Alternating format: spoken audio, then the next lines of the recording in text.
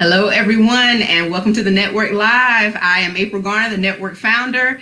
And of course, I have my partners in crime with me today, as usual. Look at him straightening his tie. Wait a minute. We're kind of coordinated today, Dr. Matt. I That was know not. we had it. I told you. We had it. We I'm had it. telling you, he is. And our special guest, he has on a shade of blue. Marilyn, are you wearing blue? No, I didn't get the No. memo. Okay. All right. You're going to have to be on time for the party next time, okay? Uh-huh. All right, I got you. So, of course, today we every Friday at 4 p.m. we come to you with COVID-19 updates, and we of course added special guest topics. And today we have a special guest with us who's going to be talking about business liability in a COVID-19 economy. And so we have with us Rod Dixon of the Dixon firm PC out of Atlanta, GA. How are you doing, Rod? I am doing well. How are you? Should I address you as Rod or Attorney Dixon? Rod, please. Rod. Okay, Rod it is then. And then we also have, of course, my Padres, Dr. Winston McIver Jr., MD of Waccamaw Primary Care. How you doing, Hello, Dr. hello, Matt? hello, All hello. right. And then Marilyn Hemingway, President and CEO of the Gullah Geechee Chamber of Commerce in Georgetown, South Carolina. Good Thank you, Marilyn. afternoon. Yes, Good to thank be you for here. joining us today once again. So, of course, we've covered a myriad of topics over the past few weeks, and we're trying to figure out, well, what haven't we covered yet? And it's very appropriate for us to talk about business liability today, especially since the markets are reopening, businesses are starting to reopen, institutions of higher learning and public schools even are coming up with plans for what to do to bring students back. And so there's lots that needs to be considered in terms of your rights, the things that businesses need to consider as they're bringing people back from a health and safety standpoint. And so that's what he said I can call him Rod. So that's what Rod is here to talk with us about today. And I'll allow him to talk to you a little bit about who he is and his specialty area. And then, of course, now, Dr. Mack, would you like to get into COVID-19 updates first, or you want to save that for the middle, back end? What you think? We can say for the middle, let Brother Dick go. Okay, that sounds good. So, Rod, why don't you tell our viewers a little bit about yourself? Sure, it's a pleasure for being with you all. Thanks for inviting me to be here. I'm a practicing attorney in Atlanta, Georgia. I've been practicing law now for 22 years almost, and have spent the last 12 or so years in practice in my own private practice of personal injury law, where I have several employees and have been operating this business, the practice of law. Sometimes we think of ourselves lawyers as lawyers, but we also find ourselves running businesses. And so the things that are happening now with COVID and reopening have a direct impact on my business, just as they do businesses across the country.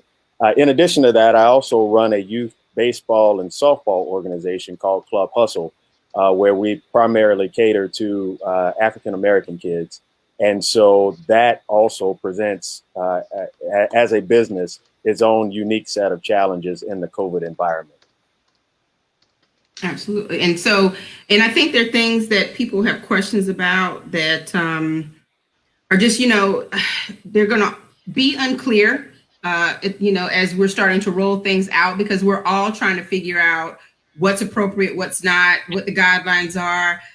We're also dealing with the relaxation of restrictions and just even general principles that people choose to follow or not. And so, Rod, what are some of the things that you've come across as you've done your research or your studies about what the business liability picture looks like? So the business liability picture, particularly from the standpoint of the employer, may not be much different than we are ordinarily used to, in that typically businesses are liable just to the extent of workers' compensation, liable to their employees. So if we're talking about a worker returning to work, the first place to look at in terms of liability would be the workers' compensation laws of the state where you are. In the typical circumstance, a worker cannot sue his or her employer in the typical court of law where I tend to practice on a daily basis. They have to go through the workers' compensation system. So if you're at work and you slip and fall, your claim is through workers' comp. If you're at work and someone drops a box on your leg and you break your leg, your claim is through workers' comp.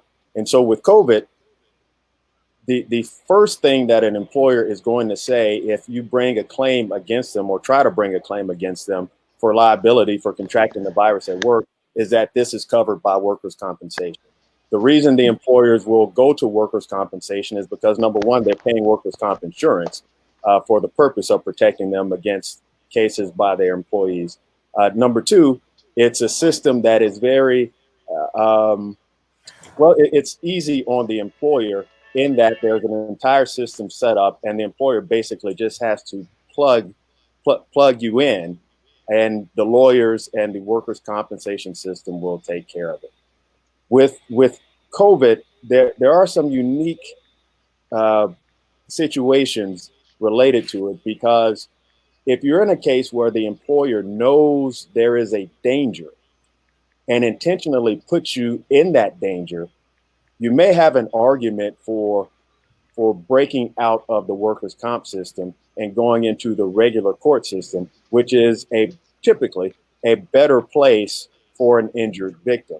So, for example, if you are working at a meat processing plant and the employer knows there's an outbreak of COVID and keeps it hidden or keeps it squelched or doesn't talk about it and continues to bring you into work, knowingly putting you in harm without your knowledge, then you have the potential for breaking out of the workers' comp system and pursuing justice in the regular courts of law. If an employee calls in and says, "Boss, I have COVID-19," and the boss says, "Well, you come to work anyway," and doesn't alert the other workers around you that, hey, there's an employee here with COVID-19, and then the others proceed to become infected, that boss potentially puts the business in a predicament where the employees could break out of the workers' comp system. So these are a couple of the issues that are present for employers as they, walk through this completely unique situation. So obviously you were focusing on mainly the lack of communication or the, hiding certain situations. And, we can kind of speculate as to why certain employers may choose to do that. But when it comes down to actually prepping an environment for the employee's return to work, what are some of the factors that employers need to understand, and also, employees, what should they consider if they are being told they must return to work and, don't really understand what the question should be or how they should handle that situation? Yeah, well, good question. When we're dealing with infectious disease in the workplace, and we're dealing with liability, we have to look to the employer's duty of care to the employees. And that sometimes is very well defined in the law and sometimes is not really well defined at all. And so because COVID is such a unique situation, the duties that employers have to their employees in the workplace aren't well defined. What we have seen over the course of the last couple of months with states reopening is that most states are putting forth guidelines to the businesses that are reopening, saying these are the things you need to do in order to safely reopen, primarily geared at keeping the customers safe, but also geared at keeping the employees safe. So some of those measures that you will see state to state, particularly depending on what type of business you're in, include much more frequent cleaning. Some states are requiring the wearing of masks, other states are not, but masks are usually at least optional in all these guidelines. You are seeing businesses consult with infectious disease specialists and cleaning companies to come in and regularly clean. You are seeing placement of things like hand sanitizers, hand washing stations in places of business so that the employers can keep their workers and their customers safe. If you're in the restaurant business, you are seeing the social, or any business really, the social distancing, which is the 6 feet apart, that is being implemented to try to keep the employees safe and the customers safe. And so when you are looking at as a business at what should I be doing, the first place I think you should go to are the state's reopening guidelines, which you should be able to find pretty easily at the state government website. And so how much of the responsibility falls on the employee to be prepared to go back to work? Because I've heard of some instances where, for example, employers have said, well, we can't provide all of the items you need to make sure that your area remains sanitized. So you're going to have to prepare by bringing your own products in, or they're not requiring, for example, patrons to wear masks, but they are requiring the employees to wear masks. So, you know, where does the responsibility, where's the responsibility and the accountability in all of this? That's another good question. First, primary, we all have to take responsibility for ourselves and try to do what we can to keep ourselves safe. Now, I think what the question raises is maybe I don't have the resources in place to do what is completely necessary. The boss is requiring me to come in, and the boss is saying, hey, I don't have masks for you. I don't have hand sanitizer for you, but you need to come in and work anyway. And that is, quite frankly, a very gray area, because what it does is it places the employee in a situation of almost duress, where the boss is saying, you got to come in and I can't adequately protect you. On the other hand, you have the guidelines that most businesses now, there are guidelines that pertain to them that say, this is what you should be doing as the employer. And in situations where you don't have guidelines, for example, my law firm is not subject to guidelines. You have those businesses that operate that are not subject to guidelines. And so, it's almost as though we have to hope that we are working for people, working with people who care enough to do what it takes to keep us safe. Because if you're in a situation where particularly business does not have guidelines set forth by the state, and the employer is not, say, providing masks to the employee, there probably isn't much you're going to be able to do with respect to that employer, given you know the situation. Now, if you get sick, then maybe you have recourse through workers' compensation, which may or may not fairly compensate you for your illness. Then there are also guidelines in place at the federal level that have been in place for years. Some of them, like Family Medical Leave Act. If you get sick and you need to take time off, and you're employed by a company with a certain number of employees, then you can take that time off. Usually it's not paid. Sometimes it is. But those are some of the issues that are presented there. Okay. Marilyn or Doc, y'all want to chime in? Well, any questions or anything? Well, I just want to make a comment. I had an interesting call from a patient yesterday who called me for me to write a letter for her not to have to wear a mask at work. Wow. So, you know, deep. That is deep. Of course, we had a long conversation. I think what's happening is a lot of these companies are now starting to require, you know, as a part of the reopening and, you know, part of these guidelines that are coming out, to wear masks. And, you know, she works at a busy grocery store. Husband is, you know, medical problems, including heart history.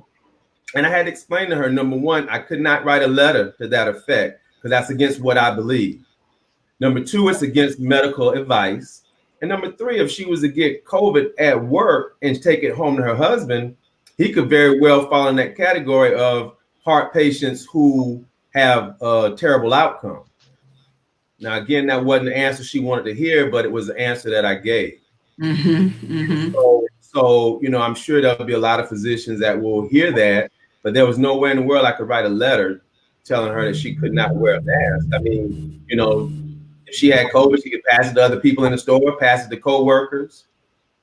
And So it sounds like I'm speculating, but her boss, she went to her boss and said, "Hey, I don't want to wear a mask."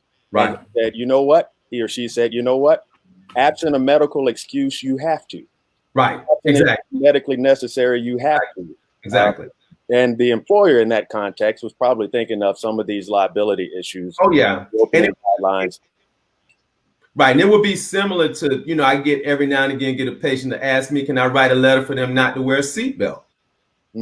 Absolutely not. People will try it. Absolutely not. But with that not, this is an obvious question, but I'm going to ask it. Would that not open Dr. McIver to liability if he did write a letter, whether it's for the seatbelt or for the COVID, the mask, face mask situation? I'm not sure. I'm not sure, but I have to. I go by my gut feeling on that, and that's absolutely a no. Brother Dixon, as an attorney, may be able to.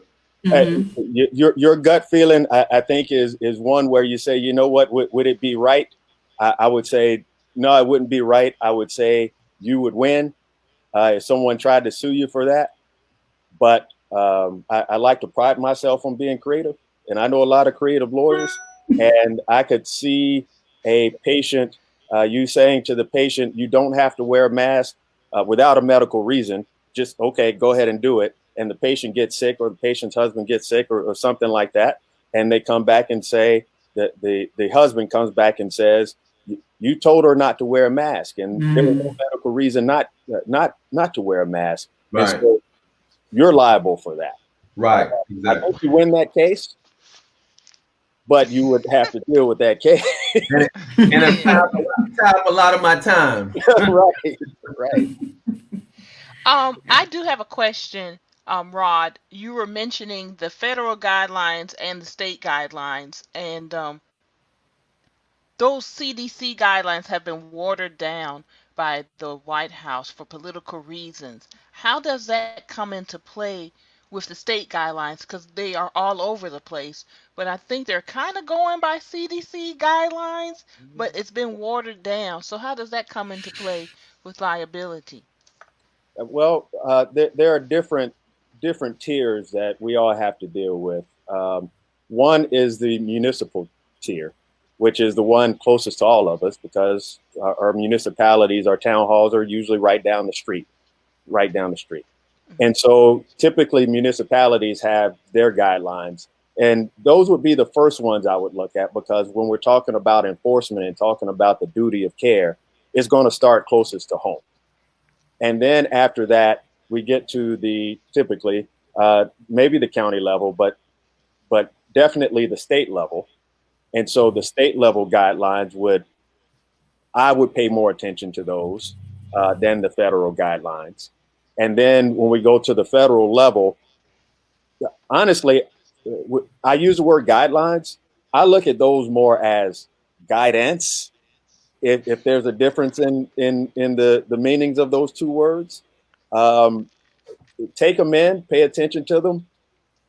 But from what I see, and because of the political mess in DC, the ones that are going to be more applicable and more rational, maybe not completely rational, but more rational, are the municipal and the state. It's all very interesting. And like you said, the gray areas, I think, is what makes people a little anxious about their return to work, and not really having a solid, clear, structure or plan. And I know that we're all feeling it out, but I would think that, most employers would attempt to make sure that those gray areas become well defined before they start to invite people back. But we know that it's being driven by something totally different. It's just like you said, you go by the state guidelines or guidance on what should be done. But at the same time, employers need to understand that every situation is different, and there's so many different dynamics that they have to consider. For example, we haven't even touched upon liability issues. Well, Dr. Matt kind of touched upon it. Liability issues wherein the employees have conditions that put them at risk or high risk. You know, how do you deal with those conditions?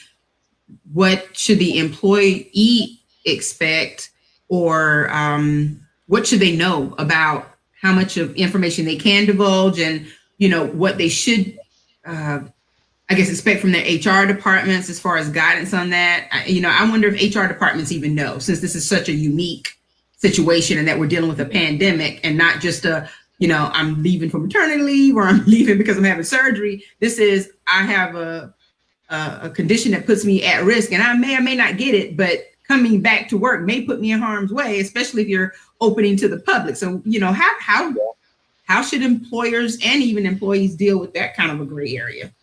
Well, just like we have the sort of different layers of government, we also have the different sizes of employers.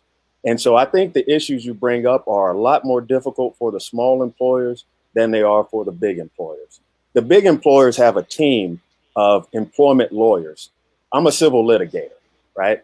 Employment law is a specialty in and of itself. I help injury victims. Mm-hmm. These big corporations have teams of employment lawyers who are studying these very issues. And I promise you, they are getting a lot of guidance from the law with respect to the Americans with Disabilities Act and the need to accommodate workers for conditions that have existed that we've all known about for forever. If you have some type of a physical condition, your employer needs to accommodate you. And so they are looking at those laws and seeing what they can pull from that and how that might apply to the COVID situation. And I would be surprised if the big companies do not have guidelines in place for working with folk who have conditions that might make it unwise for them to return to the workplace. And then when we get down to the smaller businesses that employ most of the people in this country, quite frankly, that's where it becomes more difficult, because you could have company A, doctor's office, A, doing a certain set of things and making a certain set of accommodations. And then you have doctor's office B right across the street doing none of those things and making none of those accommodations. And who's right or wrong? Well, we want to think that the one who's trying to protect the workers the most is doing the right thing. And certainly, I don't think anyone would disagree with that. But if Office B simply does not have the resources to make those accommodations, is that office doing wrong? It's hard to tell. If you have a worker with a pre-existing condition and that's the only employee in the office, and you say, I understand you have this condition, you can't come to work with that condition because you might run into COVID. It would be bad for you, but I need to replace you because I can't afford to pay you, and I need somebody here to do the work. So is that person wrong? These are all very, very tough issues. So that leads me to a question: is how much would the American Disability Act come into play if I have a condition that I can't be in the office? How much does the employer have to accommodate that condition from the aspect of the American Disabilities Act? Or is this just so wild, wild west right now? We're still trying to figure that out, even though that's been around for a while. Yeah. So the rub with the Americans with Disabilities Act or Title VII or any of these things that protect employees with national law is that they are employee number based.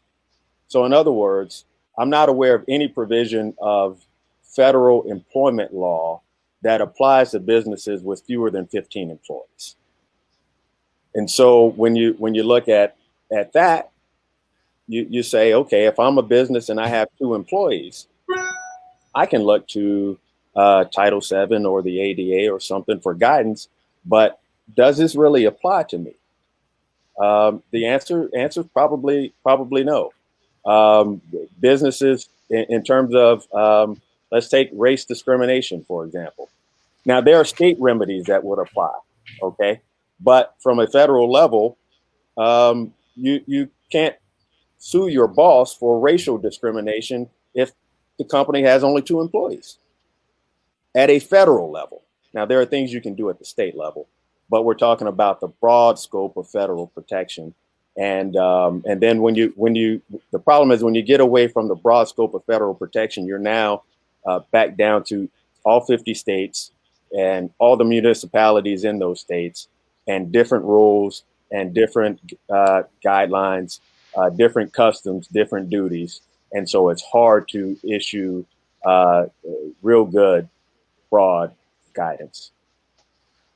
I just want to remind our viewers that if you have any questions or comments, you can certainly leave them in the comment thread and we will address those questions or comments accordingly. Thank you all so much for watching. We do appreciate you being here today. We have Rod Dixon with the Dixon firm PC of Atlanta, Georgia, and he's talking about business liability issues and concerns as we all return to work in this COVID-19 environment. Rod has pretty much talked to us about the business aspect of things and the employer-employee relations as we consider all of the nuances of returning to work and the things that people should consider.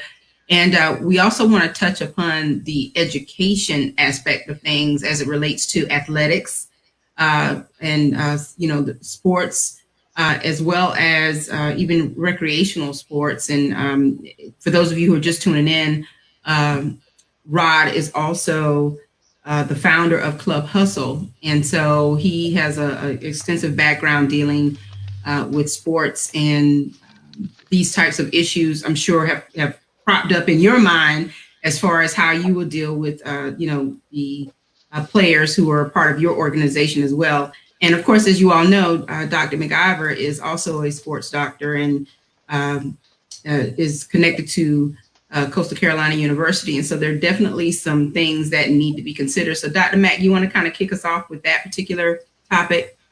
Well, yeah. So what's happened is NCAA it came out last week with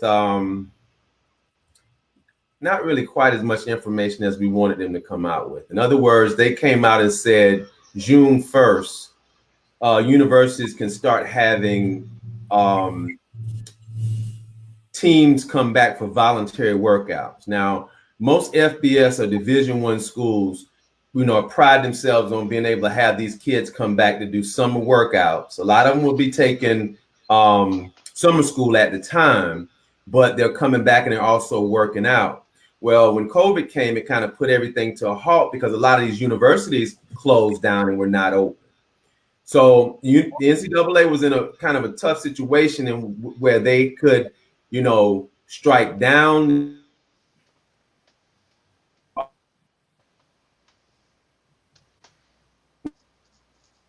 Dr. Mack is buffering. You can hear me, Dr. Mack, you're buffering, I guess, a little bit. Your screen is frozen. They could leave it up. He's catching up. What the NCAA did, they kind of took the path of least resistance and basically said that football, men's and women's basketball can come back for a voluntary summer workout starting June the 1st. However, it was left up to the individual schools and conferences to decide how to bring the person back, the policies, procedures, and those kind of things. So it left the, schools in kind of a tough situation to try to figure out how to bring these kids back safely. For the last 17 years, I've been a team physician and athletic medical director at Coastal Carolina University, and we've had our work cut out for us trying to get policy and procedure on how to safely bring these young people back. There's only 3 FBS or big level programs in South Carolina, Clemson, and Coastal. And it just so happens that our first game of the year is against South Carolina, against the Gamecocks. Wow. we want to be competitive. We want to do what other people are doing, but it's up to each individual school to bring these kids back in a safe way. We partnered up with the local hospital who will, and I got them to do testing for us prior to them coming back. So that's good. We've got policies and procedures in place that will help protect us as much as anybody can be protected. But again, NCAA is big money, it's big business, and there's a lot of talk about whether or not there should actually even be college athletics played this year. It creates a whole bunch of potentially logistical nightmares that you just kind of have to take in phases. Number one, phase one, and most schools are doing it in phases. So phase one, you bring some of the kids back. Phase two, if that goes well, you're doing okay, you bring some more of the kids back. Phase three, you're looking at bringing more, because for the NCAA, you've got to have 29 days of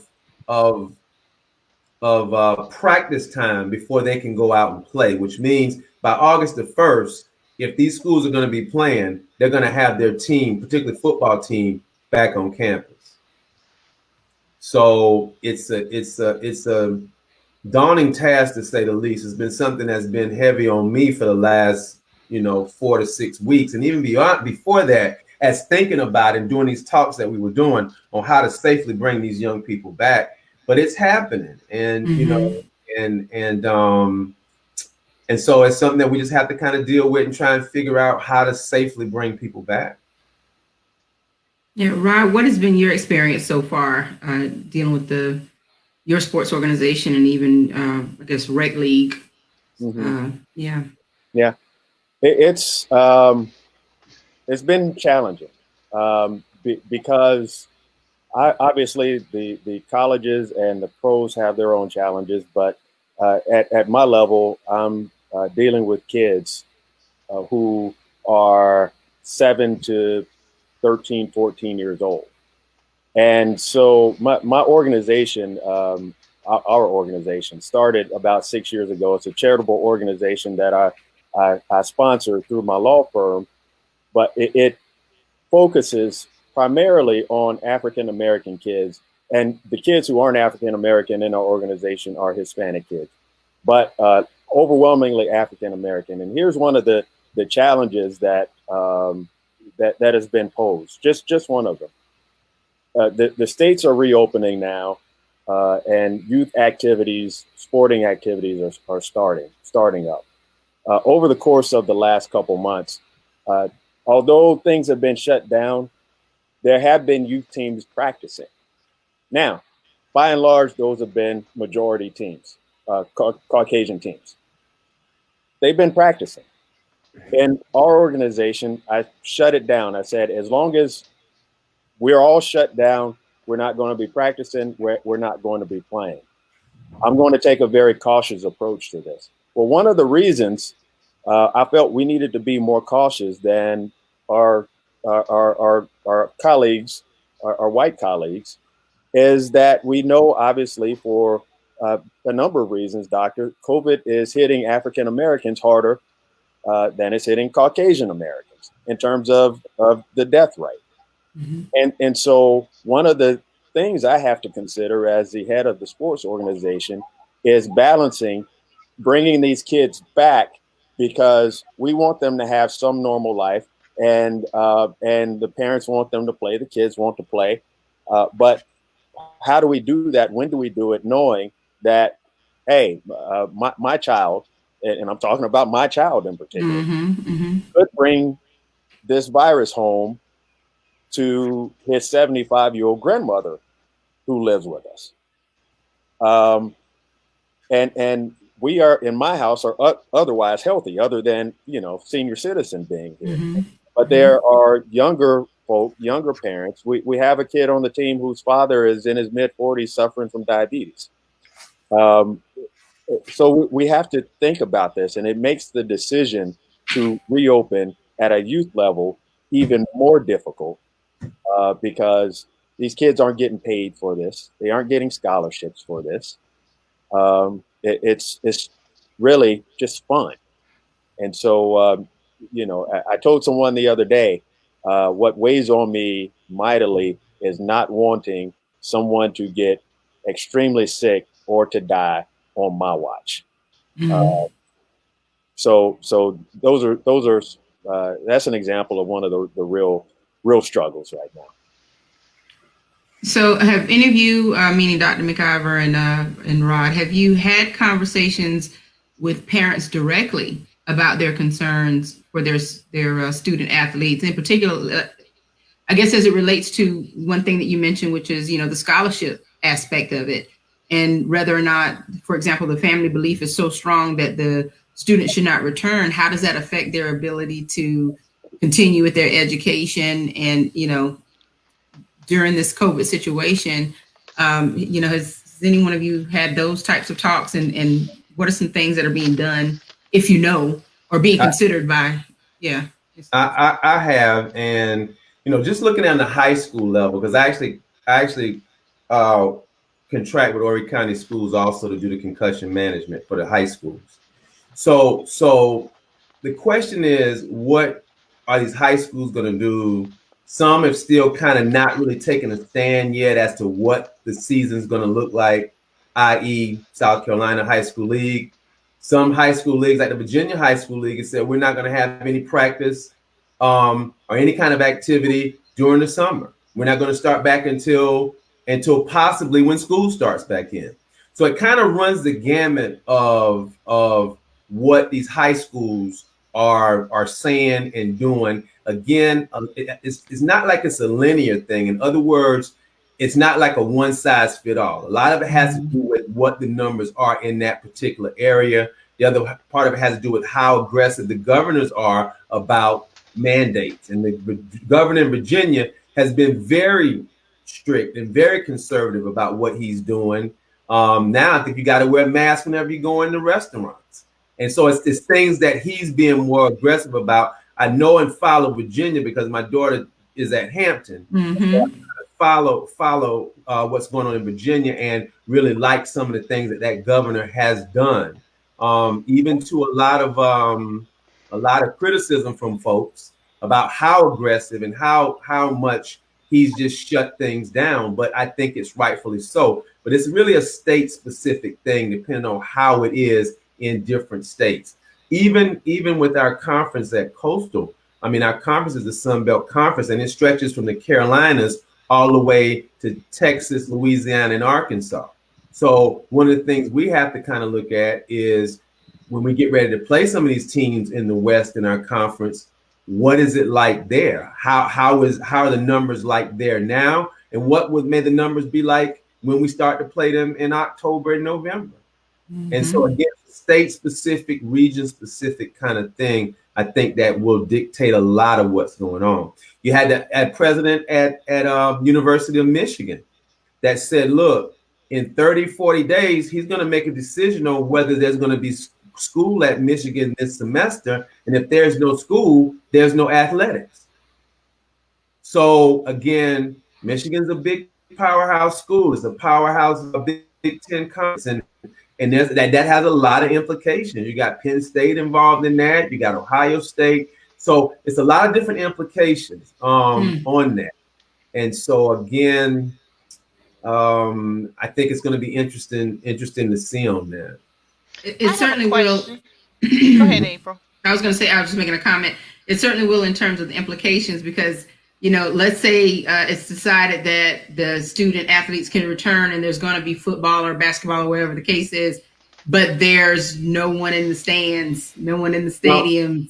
Well, that's a whole nother thing. And yeah.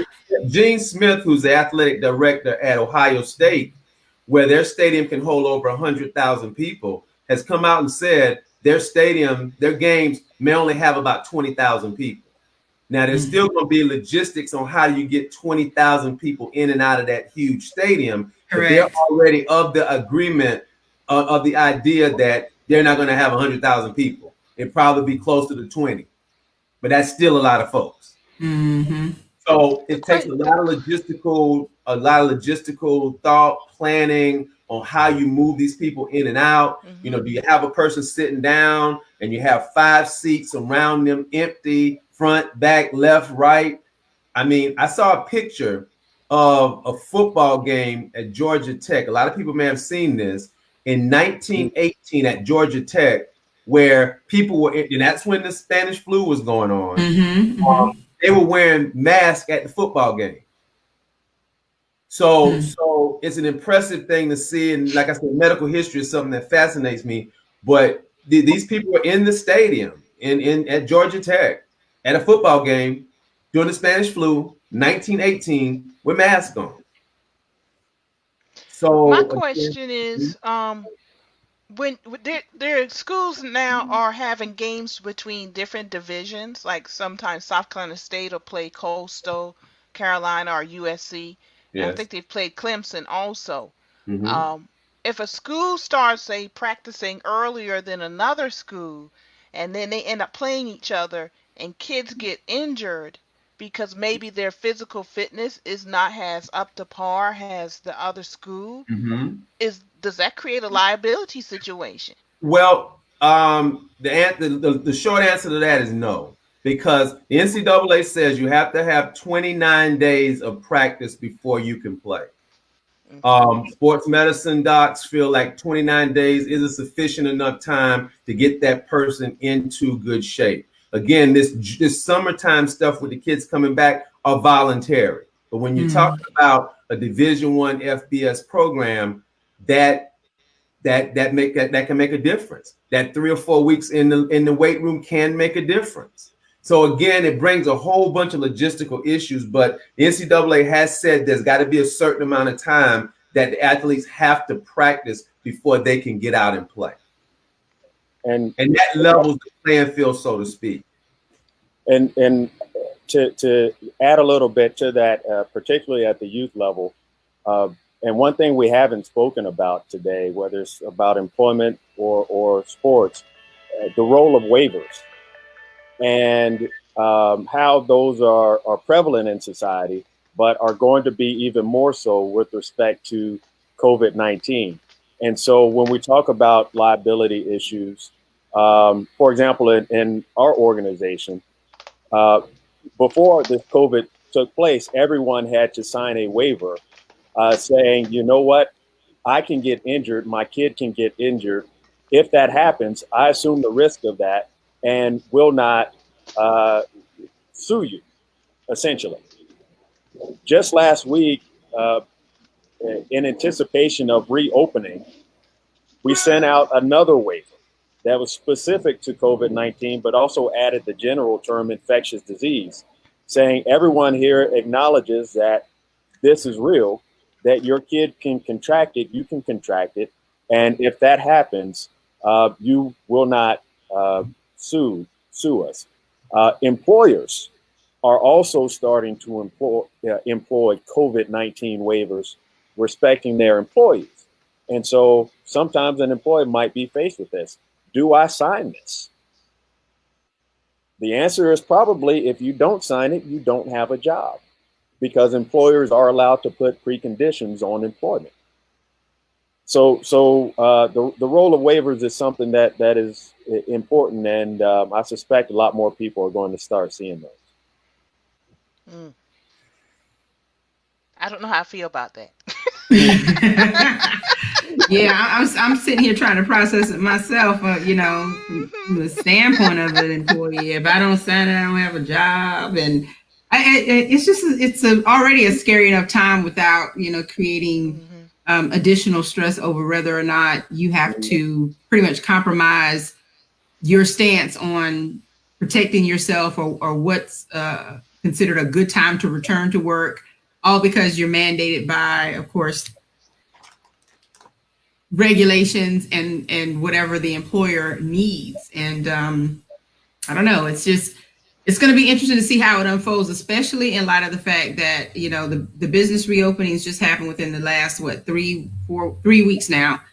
And, we're not praying for an uptick in cases and things like that. But, the truth of the matter is we may see that just as people are starting to re-enter the workplace. I mean, like where I work, our phase 1 is June 1st for like a skeleton crew. Then it's going to be open to the public June 8th, open to the public. Okay. And not very many restrictions there. They're taking the precautions, the markings on the floors for the 6 feet and et cetera, but we can't make people wear masks. We can only offer masks. And then rollouts over the next,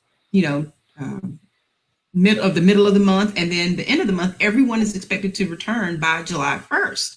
Mm-hmm. And there's a lot of apprehension there, but you can only do so much as far as any kind of pushback or, just, I guess, trying to wait it out a little bit, because if you're mandated by state guidelines or federal guidelines or whatever, you have to return when you have to return. Yeah. So it's a very interesting conundrum that this whole COVID-19 situation has produced. Yeah. Let me throw a cautionary statement out there for everybody listening, because infectious disease is by its nature invisible. You can't walk into a place and say, aha, there it is. Mm-hmm. And this is for employers, employees, customers. Don't assume that because if you're an employee, there are workers' comp protections or there are state guidelines or municipal guidelines. Don't assume that the business is following those guidelines and that you are therefore safe and protected. Number one, there's no way to absolutely protect us from this virus, even doing the best cleaning and social distancing and whatnot. But one of the, and this is sort of sinister, but it would be very hard to prove in a court of law that you got an infection at a particular place. Okay, because the bug is invisible, and so unfortunately, there are folk out there, employers, who know this, and there are some who will not put the measures in place that the government's recommending that are just good common sense, because they know it will be extremely difficult for somebody to prove they got the infection at a particular place. I do a lot of personal injury work, and one of the areas I represent shooting victims, rape victims, the gamut, but I also represent victims of medical negligence. No offense, doctor.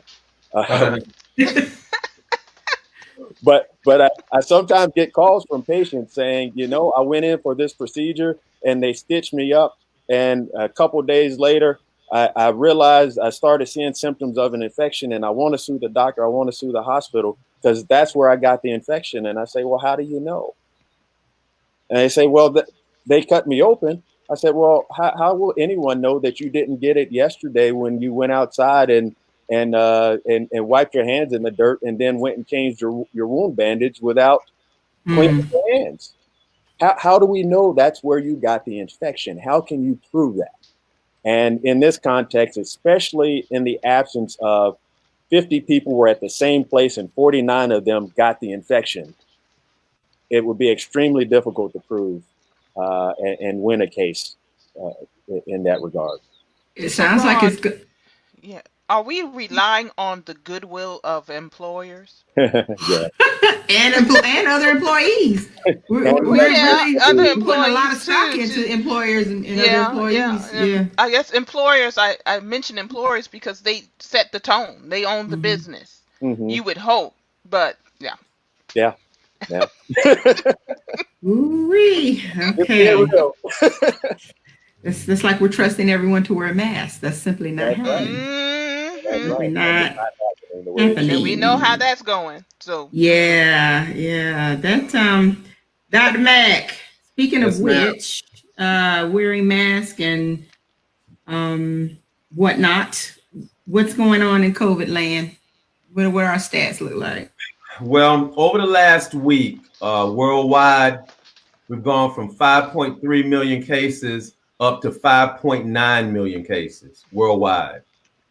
The number of deaths worldwide have gone from 338,000 up to 365,000. In the United States, in the last week, we've gone from 1.6 million cases to 1.78 million cases. And in the United States, the number of deaths in the past week has gone from 97,000 to right at 104,000. Mm.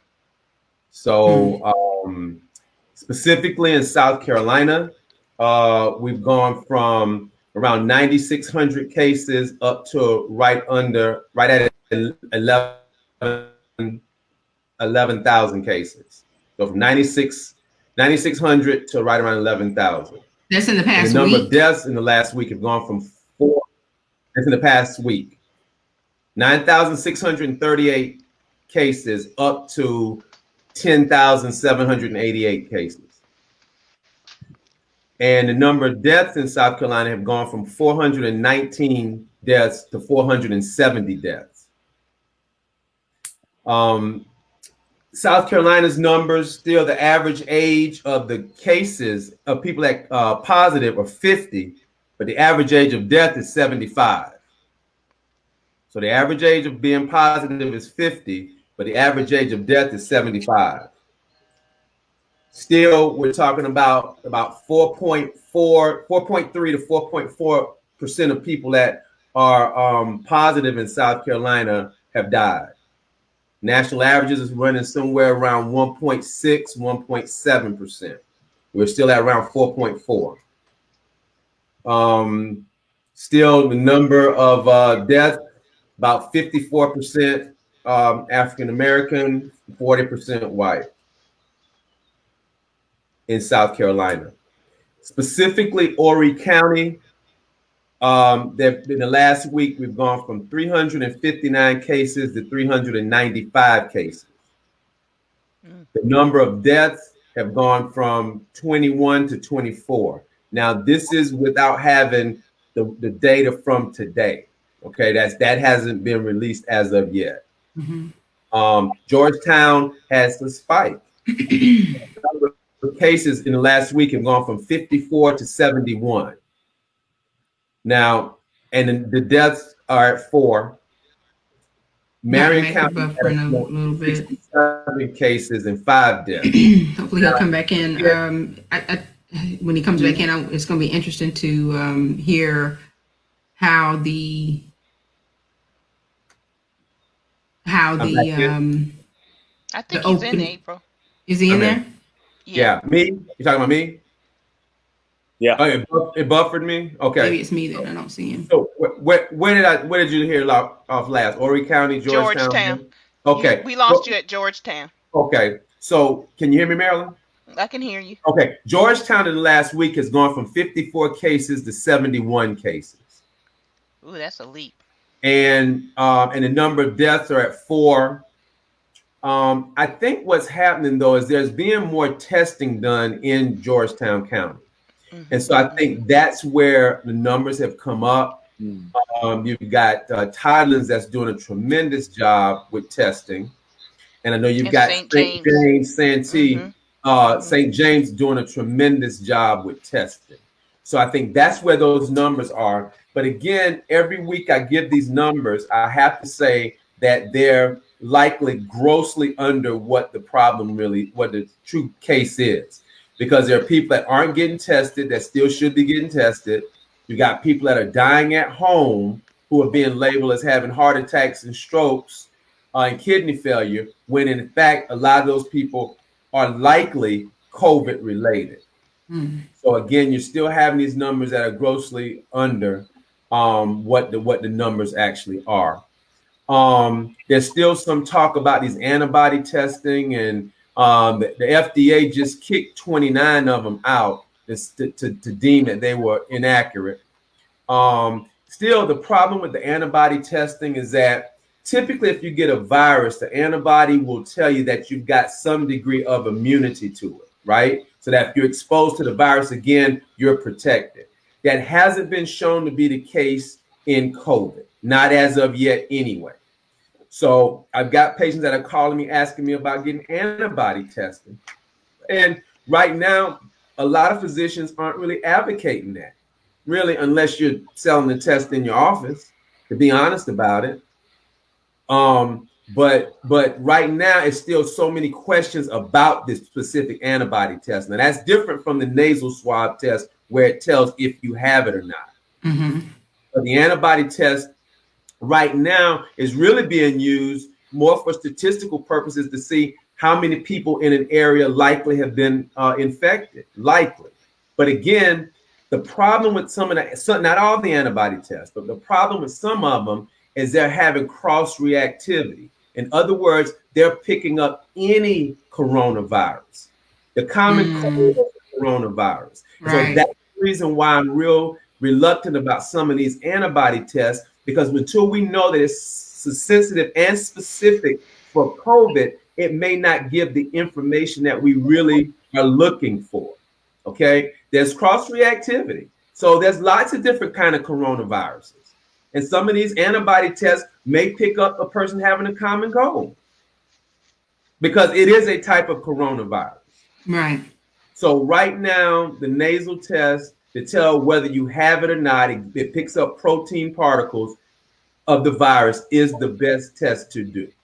And is that the type of test they're using for all of these free COVID tests? Yes. That is the one they're using. But again, you want to know that those tests are FDA approved. Again, that's just, I'm not knocking anything or anything, but as long as they're FDA approved, then they should be fine. And I'm sorry. And remind people who should be taking these tests. It really should be symptomatic people. Symptomatic. And see, that's my concern, Dr. Matt, because I think that, there's a lot of promotion about free COVID testing here and free COVID testing there. And then everybody's just running to get the COVID test. But should everybody be, taking? Well, if you're in a household, if you're not having symptoms and you're in a household with somebody who has some of these chronic conditions, uncontrolled diabetes, cancer, which I'll get to in a little bit on cancer because there's some new stuff that came out on cancer. But uncontrolled diabetes, cancer, asthma, any of those other problems, it may not be a bad idea to get those tests done, but they really are for the symptomatic patient. But we've got this issue of the asymptomatic carrier that we know is real. We've also got the issue of some of these studies have shown that even up to 6 weeks, people who have COVID may still be shedding virus. Now, not necessarily at a level to infect somebody else, but some of the studies have shown that that patients can be shedding up to 4 to 6 weeks after. So again, that's the part of the asymptomatic carrier. It's still a lot that's just, like I said, that's being known on a weekly basis about this. But again, those tests specifically were for symptomatic people. But again, in our community, you got such a high rate of diabetes, high blood pressure, uncontrolled asthma, cancer, other lung issues, COPD, emphysema, that I can't fault a person if they go and get one. Specifically, there are 4 people that are symptomatic. Exactly. Okay. Rod, I know you can make a comment. I wanted to ask the doc a question. And obviously, COVID related, the inflammatory disease that they're reporting in children now. I wonder if you could shed some light on that. Like for me in particular, I first saw reports of this Kawasaki-like disease. And then it went from that to this inflammatory disease that is seen in kids. But some of the kids had virus, some of the kids had antibodies, and some of the kids had neither. So I wonder if you could help us understand how this is affecting kids with this inflammatory response. Okay, so the thought behind that is that these kids likely have been exposed to somebody who had COVID. Okay. But it is a delayed type reaction. So a lot of times in infections, the inflammatory response happens a lot of times and lingers after the infectious particle has been introduced. So that's why a lot of these kids, some of them tested positive for COVID, some of them tested negative, and sometimes they tested negative because the tests probably were inaccurate or the specimen acquisition was not good because the initial test, you had to stick that swab all the way back. Somebody said to the brain. So now the newer tests, you don't have to go quite as far back into the passageways, and they've even got some that you can do orally now. So there's a lot of concern about that. Now, also the thought is, and this is some new stuff that just came out, is that the kids may not have those ACE receptors in the quantities that adults have it, and that's why they may be testing negative or not have as many kids have this as adults. But this appears to be a post-inflammatory or post-infectious condition that in the patients that it affected, it has been a multi-organ thing: heart, lung, and kidneys. The good thing about it, though, is that we're not seeing the numbers go up in these kids like we were afraid it would happen. You're seeing isolated spots here and there. I had an interesting conversation with a colleague of mine who I went to college and med school with, who's a pediatrician in New Orleans, so he's right in it. And he's, said, Mac, we were really afraid and concerned that this thing would have blown up like it has in adults. We're not quite seeing that, thank God. But again, we just don't know, because this is just one phase of what's going on. And the kids didn't start showing up until weeks into the pandemic. Well, so we still may have some time maybe to see. It wasn't really written about because it was isolated here and there. Okay. And so and then people started putting things together. Okay. So again, I think it was probably there. It was just that it was such an isolated situation until the focus was more so on people that tested positive, because at that point in time, there wasn't really a whole lot of talk about the asymptomatic carrier. It was just the person that was positive. Right. But then we saw people who weeks and weeks later were still shedding virus. And so that's where that asymptomatic carrier situation came about. Yeah.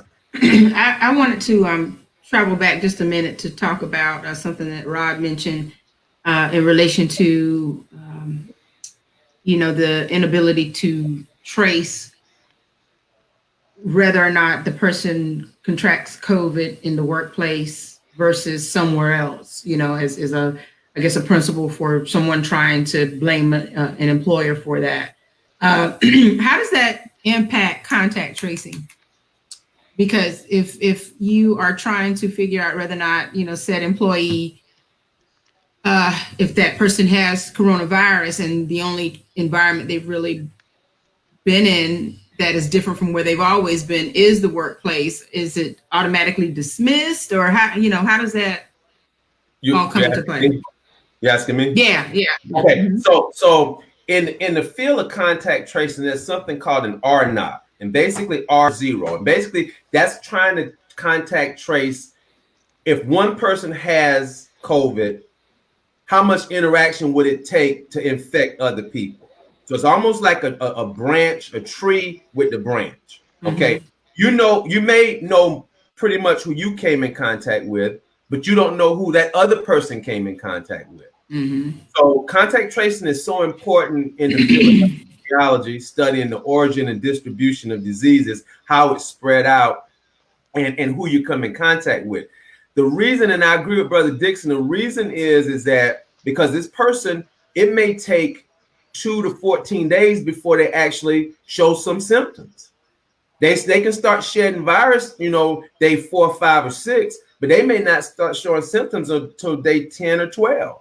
Right. So how many people have you come in contact with, and how can you narrow it down to getting it at work? When you've probably been to the gas station, you went to Walmart, you went to Food Lion, you might have gone to a restaurant, So in that situation, it's hard to say where a person got it. And that's the thing about contact tracing, and why you have to have so many thousands of people that are trained in contact tracing to do it right. One of the biggest things with contact tracing came about with HIV and AIDS.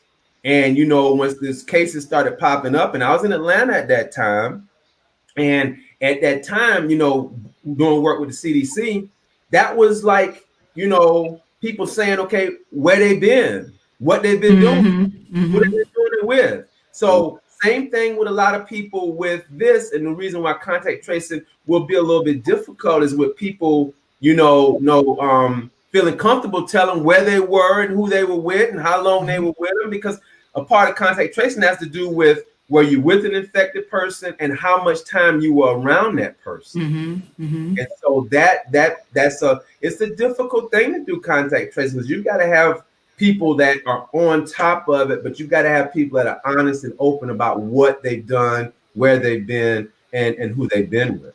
Exactly. Well, one thing this discussion has certainly uncovered is that there's so many layers to this and dimensions to this, and I think the more we move down this timeline in COVID land and discover things that are happening, the more we're going to realize that it is a study. It's a case study. Everything is probably a work in progress as we figure out how to deal with it. And I know even Dr. Mack, early on, we were talking about the fact that, even leading to treatments and vaccinations, that's not going to be anything that happens tomorrow or next month or whatever. Hopefully we're a little bit closer, but at the same time, we still have a very long way to go. And so my final question to you, Dr. Mack, in light of all of the reopenings, is there any indication that we probably will see an increase? I mean, it's obvious that the numbers are rising still, but is there anything that indicates that we've kind of leveled off, or that we still just need to remain particularly cautious? Well, I mean, some places have started to see leveling off, but that was places that had extremely high numbers from the beginning. So their numbers are just starting to come down to where other places are. There's certain hot spots that we're seeing: the state of Wisconsin, Alabama, Arkansas, California, and North Carolina have been hot spots over the last couple of weeks. Yeah. Locally, we've had hot spots around here. Last week, we had 75 new cases in Horry County. 33 of them were in Loris. 26 of those 33 came from one nursing home. Right in Tabor City, right across the border, 10 minutes away, they had an outbreak with double-digit numbers in a nursing home. But what's really concerning now, over the last week especially, is this worldwide uptake in COVID, particularly in South America, Brazil, Peru, Argentina, Colombia, Mexico. These places are getting hit hard. And a lot of these people actually aren't even getting tested there even still, because of the limited supply of tests that are there. But the numbers have gone up astronomically. Brazil now has the second largest number of cases after the United States. So now we're starting to see this huge worldwide, I say worldwide, South America explosion there.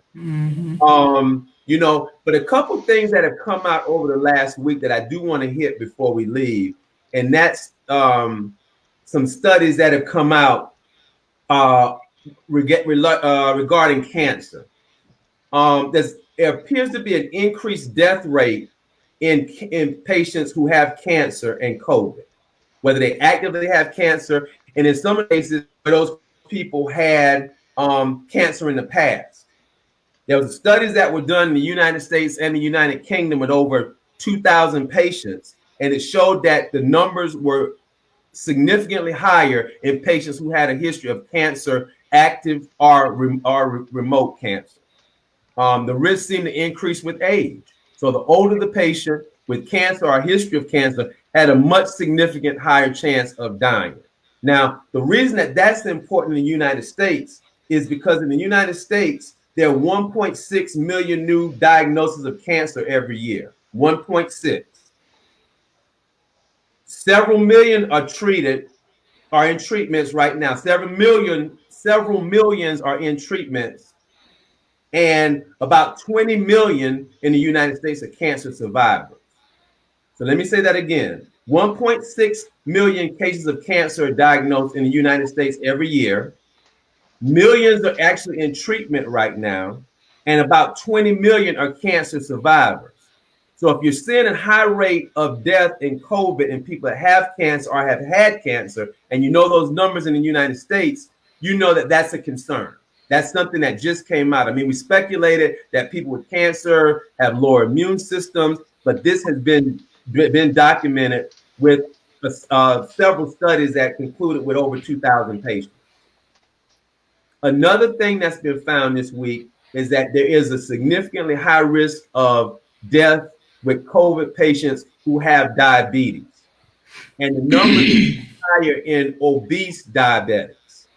French study of about 1,500 people showed that within a week's time, a person with diabetes, within a week's time, a third of those people needed to be on a ventilator or died within 7 days.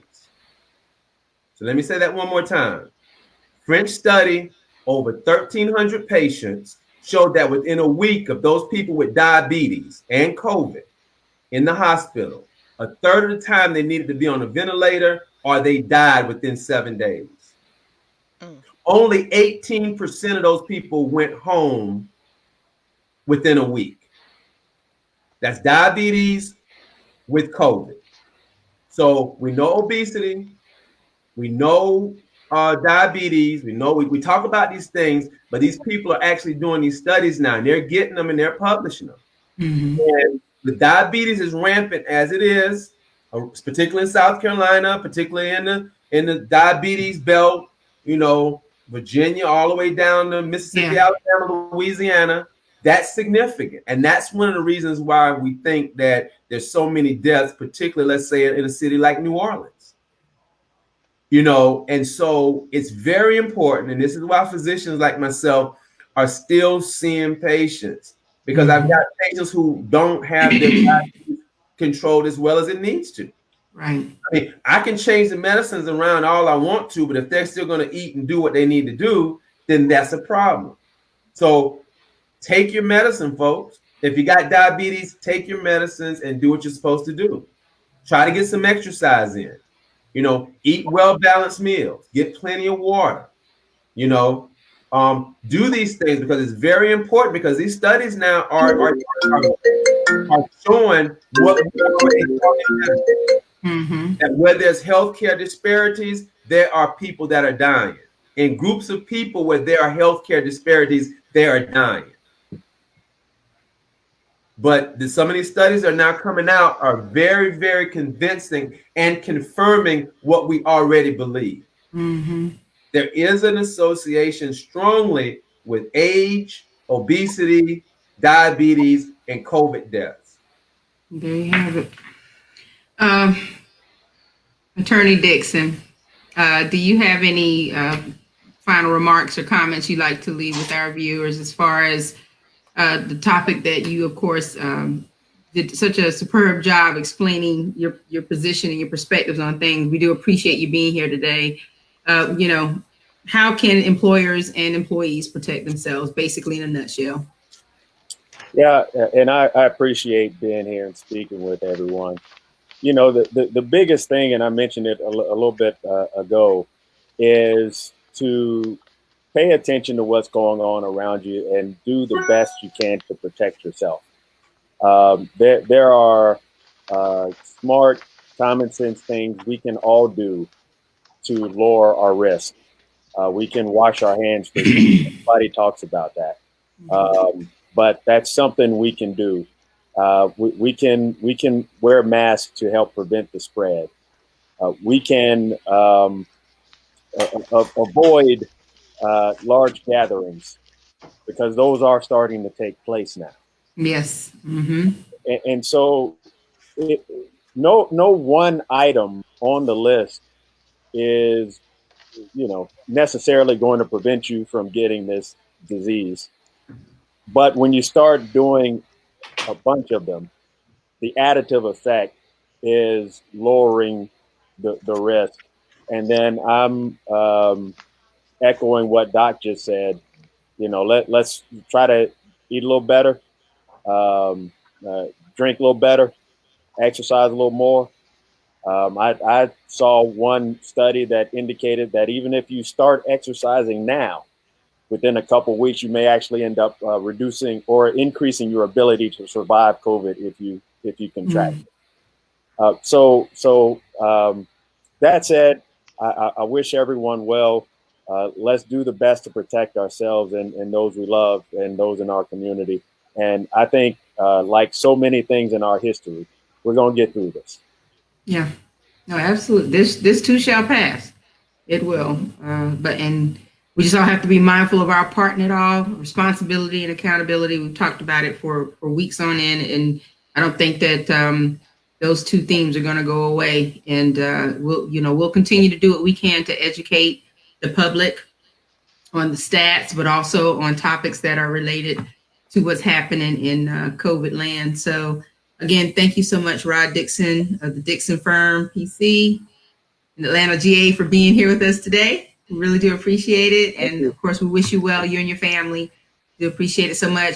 Dr. McIver. Yes, ma'am. It's always a pleasure. You know that. Pleasure's mine. Pleasure's mine. Pleasure's Absolutely. mine. And Miss Marilyn. Thank you. Glad to be here. You're I had a very quick welcome. question for Rod. Yeah, you can ask it. Go ahead.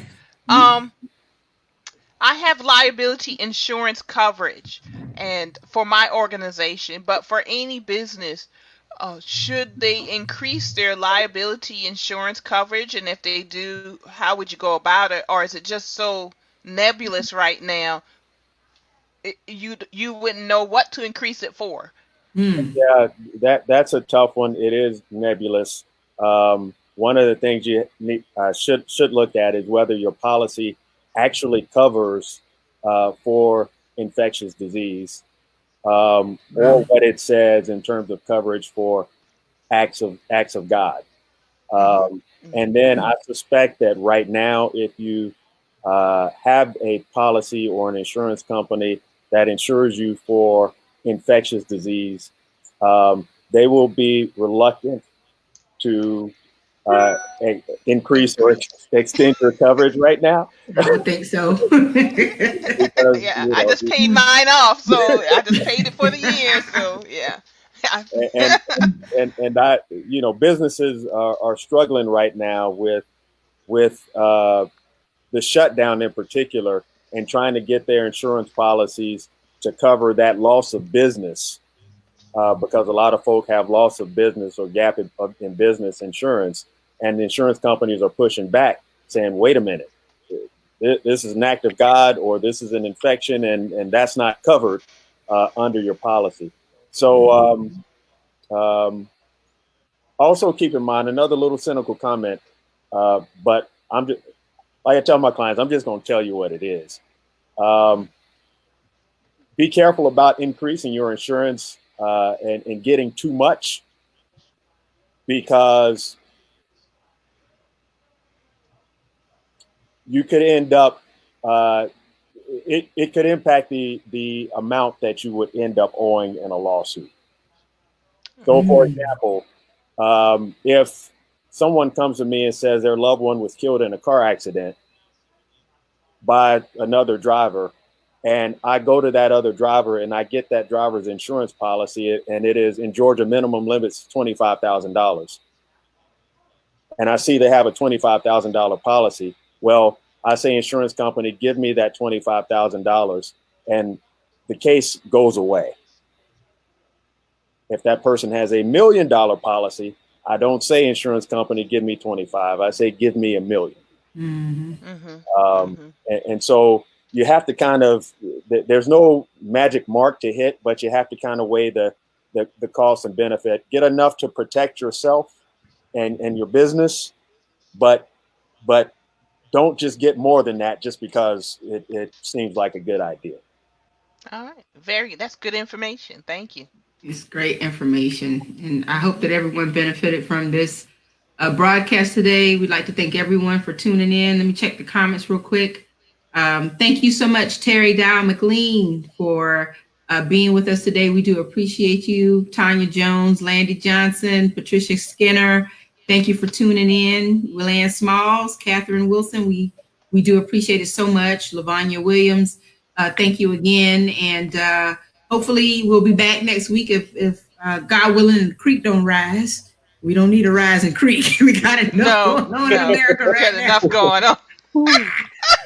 Paul Campbell, thank you so much. We do appreciate you and your connection, Paul. We really appreciate that. So thank you for watching as well. But you're right. You know, I'll get with Dr. Mack later on and we'll talk about what we're going to do next week. But again, certainly do appreciate you all tuning in. Thank you so much.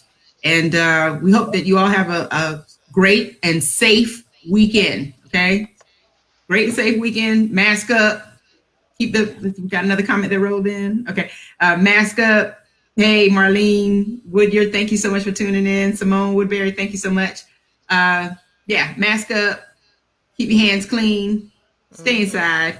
Don't, you know, it's all good. You don't have to go and be a part of the drum beat as we talk about all the time, but just remain safe, everyone. Thank you so much. Dr. Mack? All right. Okay. Thank you, Rod, again. All right. Be well. Y'all take care. As well. Thank you. Good Thank you. night. All right.